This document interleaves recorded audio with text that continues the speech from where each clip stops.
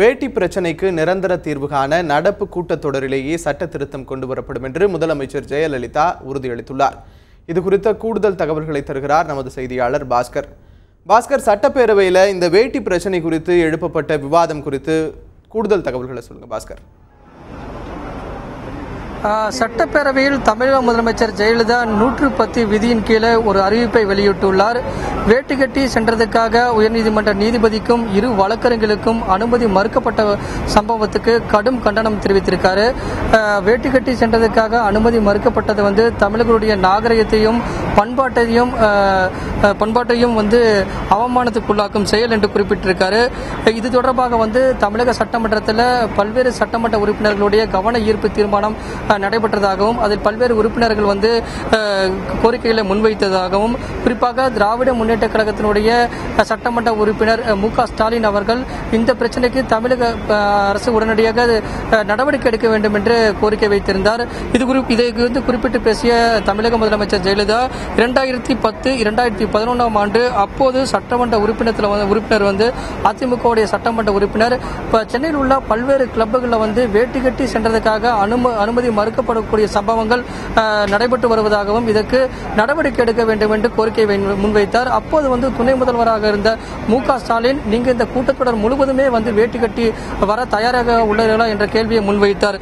அப்போது திராவிட முன்னேற்ற கழக அரசு எந்த விதமான நடவடிக்கையும் எடுக்கவில்லை என்ற குற்றச்சாட்டை சட்டப்பேரவையில் பதிவு செய்தார் தமிழக முதலமைச்சர். இது தொடர்பாக கவன ஈர்ப்பு தீர்மானங்கள் கொண்டு வரப்பட்டது.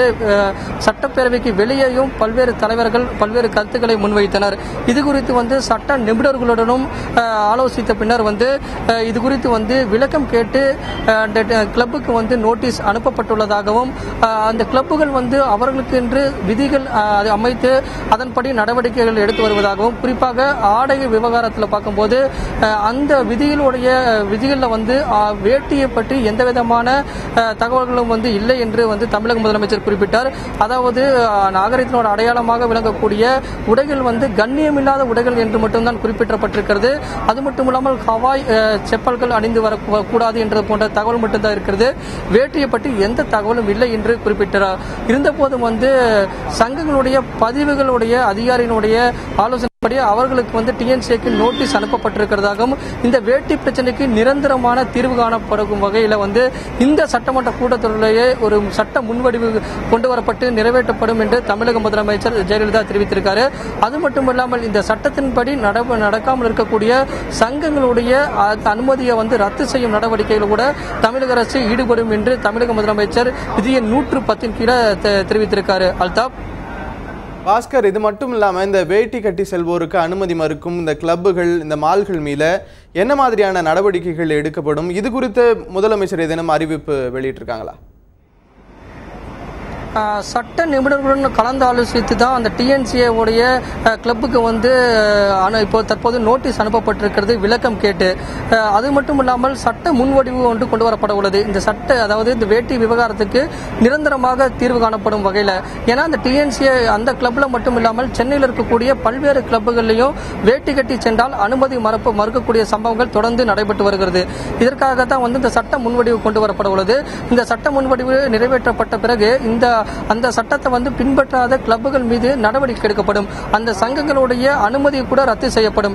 இதன் மூலம் பார்க்கும்போது இந்த வேட்டி விவகாரம் இந்த சட்ட முன்வடிவுக்கு பிறகு முற்றுப்புள்ளி வைக்கப்படும் என்று எதிர்பார்க்கப்படுகிறது. அதற்காகத்தான் அந்த சட்ட முன்வடிவு கொண்டு வரப்பட உள்ளது. தமிழக முதலமைச்சர் விதியை 110 கீழே இந்த அறிவிப்பை வெளியிட்டிருக்காரு.